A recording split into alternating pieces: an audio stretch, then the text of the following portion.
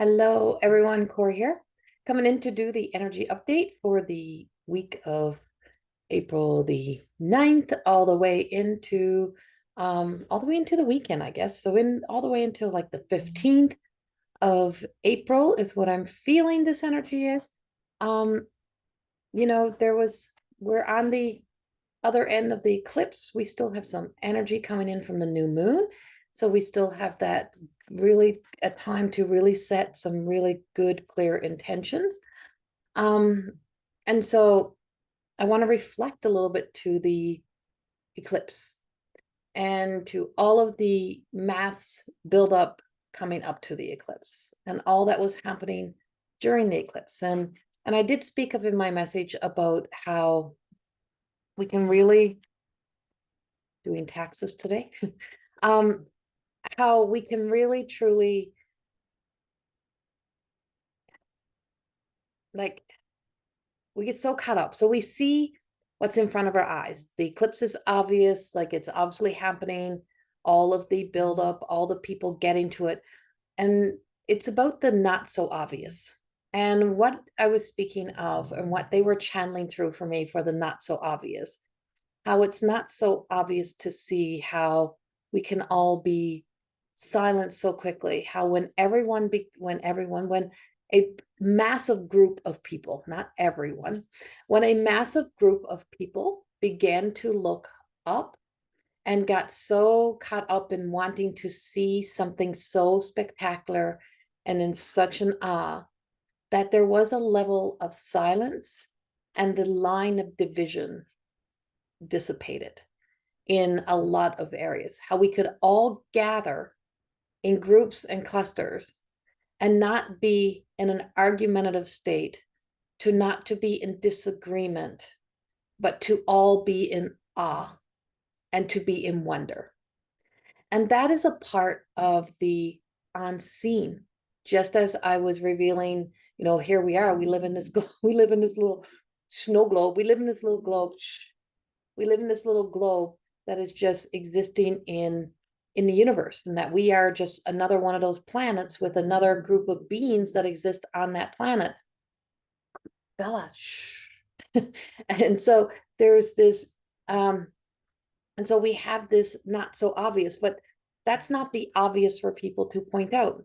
The obvious for people to point out is that the the chatter, the thoughts, the doubt, the fear, and and that, oh, anything can take place, could happen. But when we speak of the not so obvious, it's because it is quieter, it is silenter, it is silent, it doesn't need to be big and loud. And so sometimes the most beautiful of experiences, the most magical of experiences, doesn't need a big announcement. It doesn't need to be so in your face. And most of the most ordinary moments become the most extraordinary moments. And those are things in my life that I always, when someone says, what's your biggest moments? Like, what were those? What's your biggest amount of like success? And I'm like, it's the moments that really wouldn't matter to anyone else. Those ordinary moments are the moments that make me the most excited. I get the most excited about a ladybug, about my grandkids achieving something for the first time. I get so excited about, a butterfly, a dragonfly, something's just showing up, appearing, landing on your arm, landing on your hand, and I get so excited. And those are such small little things, but they ignite something inside of us. And so what was ignited for me in those experiences is that igniting of joy. And it's an internal thing. You just feel that excitement. And it's not something that stays on all the time. It's not something that's with us all the time. So when we look at that, and we look at that on a level of experiencing life, is that that's the whole point, is to really accumulate so many of those moments that bring and ignite and spark that joy within us. They spark something so beautiful within us that we get excited and we want to share and we want to just trade pictures. And then, the moment you put your joy out into the world, that's when it gets met with the sinister, the doubt, all the other negativities that are so unable to see their joy or to be in their joy, or they believe that, upsetting someone else is sparking joy within them. No, that's irritation. That's that energy that truly feels like I find it exciting to upset somebody else. No, you want somebody else to align in those experiences. That kind of person wants somebody else to align to their misery. And misery loves company. So if someone gaslights, if someone takes away, steals that joy moment, and that's why the most extraordinary moments are the moments when it's in absolute silence, when no one's really looking at you, when no one's looking at what you're doing, but you're able to just be by yourself in the most magical thing. So on a bigger scale, yesterday, we experienced that. On a bigger scale, we got to see that. Leading up to that, we were, don't let children out of school. Don't do this. Don't do that. Make sure you don't do this. Now there's precautions, of course, because the sun is bright. And so there's precautions. Don't look into the sun. That's an obvious. But there was something for us to really embrace in that moment. And it is in the not obvious.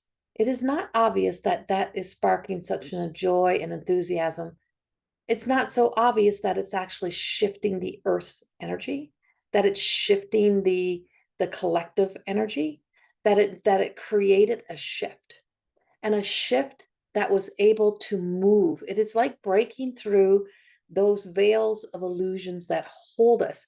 It moves us into looking up. We get into the we move into a higher state of consciousness, a higher state of awareness. We're aware of how big our world is. We're aware of something magical. We're aware that many may never see that full eclipse again.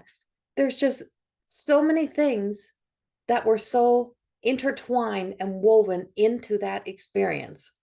And like I said, in the moment you start to then go on social media and you start to look at the pictures, and then if you happen to read the comments, then you get the laughter, you get the judgment, you get the being called up and being called out. That's fake. You didn't get a good enough picture. Joking, like, not even jokingly, aggressively being unkind to other people. Human behavior quickly returns. And if you were to let it steal your joy and your thunder, all that you experience in that moment would dissipate. Our job is to collect those joy moments as these sacred moments, collect them inside of them, add them to our memory bank, and we can start to gather those. And when we then access our memories, and we can access the memories of that day or that time, we're not accessing how somebody else may have judged you. What you're accessing, what you then have the ability to do is go access the experience itself and the joy of that experience.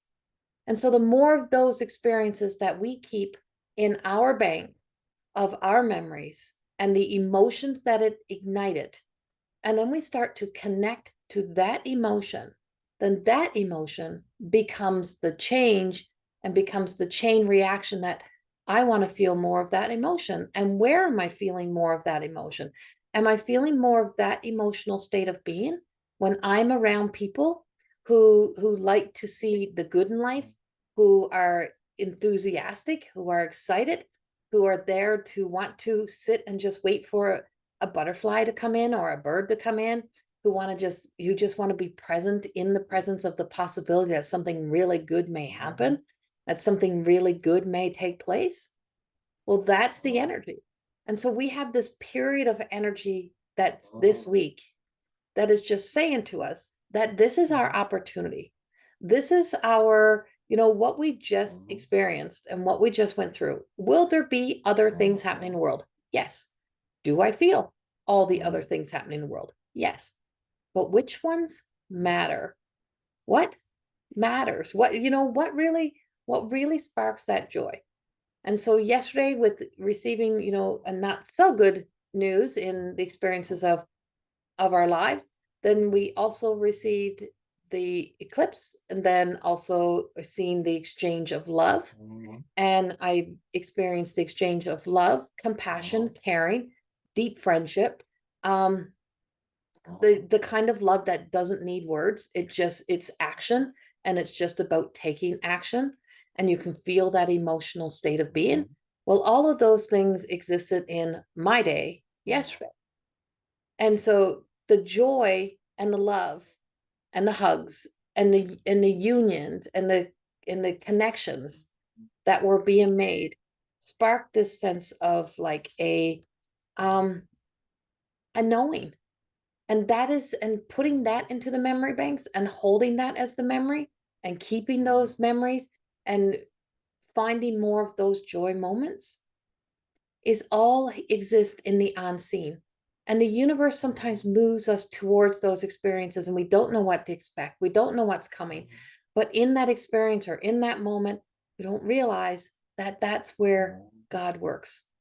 God works in those moments, the moments that get us to look up or to look really deep within ourselves or to see the odds and the wonders of life. Joy is the closest connection to God, source, creator, whatever it is for you, whatever you want to call it. It is the closest, it is the deepest of the relationship that we can feel, that exists within us, that only us can activate. It's us that activates that feeling. And when we can open up that energy center, that energy, when we can open up and we can expand and we can mature and we can grow through that experience of joy, well, that starts to create a happier, healthier way of living, a healthier, happy way of existing within the world. It takes us from being disconnected, disassociated, stretched out. It takes us from being in those states into connecting, coming together, no longer disconnected. It starts to bring us to believing that if I can have joy in this experience, that if I deal with these other things, if I just know that I have what it takes to deal with the other things in my life, or to finally eradicate these old stories or leave this old energy, that there's a possibility of something even greater, something even more beautiful, more powerful, that is entering in to my awareness. And so reaching in there, establishing that, building on that. So this week we have a lot of this energy. We have a lot of this possibility. We have a lot of this beautiful possibility that we can grow on. But if you look for or sit in and start to go into the unseen, that is the beauty of being a channel, a psychic, a medium. It's like, and what that means is to be connected deeper and a part of spiritual awakening and a sense of enlightenment does not mean perfection. It means that we are very aware of the universal consciousness and that there is a greater, higher level of consciousness beyond our ability to imagine and create and to be able to connect to that. And there's something even beyond that, more than we can imagine. Even if you can imagine your most beautiful of dreams, God has possibly an even bigger imagined dream for you, something bigger again. So what if it's possible that there's even something beyond the biggest, right? There's something even more. And so as we work in this higher consciousness, in this universal energy and beyond, in this God consciousness, in this greater consciousness, is that it releases and removes the judgment and the doubt and the fear, the acronym of fear, false evidence appearing real, and brings us into a truth, and into a truth that all exists in that one energy. All is possible. So if all is possible, what if it's possible that something, if the worst can happen, so can the best. And if everything can go wrong, everything can also go all right. How do we move that energy from all wrong to all right? Is that we become very aware that not every day, every moment, every experience is going to be the most powerful. But it's about our actions. It's about our action of love that we instill into everything that we do. And so where this week can we continue to look up, continue to be expanding within that, opening up our heart to see more of the ahs and the wonders of life, to not to let the fear have us hiding away and keeping ourselves so hidden that we can't be seen. Do we need to put on our spiritual goggles and our rose colored glasses? Maybe sometimes. Sometimes the light is so bright, I gotta wear my shades. Isn't that a song? And so, you can be in the light, you can be in the love, you can be aware that the world has a lot of things and that it's not going to be perfect. But even on our worst day, our best day still exists. There's still another better day. There's still another opportunity to ignite that joy within, to ignite that bliss, to bring us into that place. So setting really hot, set those intentions high, and to be afraid to set those intentions high, that we can be all of that. But we're here to also keep our feet on the ground. We're here to also be here. We're also here to exist here, not to be escaping from ourselves, that we can't feel, that we numb ourselves, that we don't feel this world. It's a shame that we still try to stop children or people from having a feeling, to meet those needs. And always remember, your emotions are your appetite, right? And so what are we hungry for? And what is that need? What is that? What if we let one emotion roll out? So if a child is having an anger tantrum, what's on the other side of there? When the sigh happens, what is the unseen behind what you can obviously see as the tantrum? When they release that, what is there? Is there peace beyond that tantrum? When they can finally release the suppressed energy that they don't have a vocabulary for yet, what is behind there? And as we emotionally and spiritually evolve, and we grow that vocabulary, and we grow that knowing, and we grow that sense of being able to express and communicate, what is behind there? Peace, serenity, freedom, liberty, those type of things. When we can finally find our way of releasing this energy, and when we ignite and we release the joy, what is behind joy? Contentment, satisfaction. There's just so much bliss, enlightenment. You can have many enlightening moments in one day. It is not one big cluster, one big moment. Seek more of that in this coming week, is what we ask of you. We send you so much love. Have a beautiful week, and we'll talk to you soon. Much love. Bye-bye.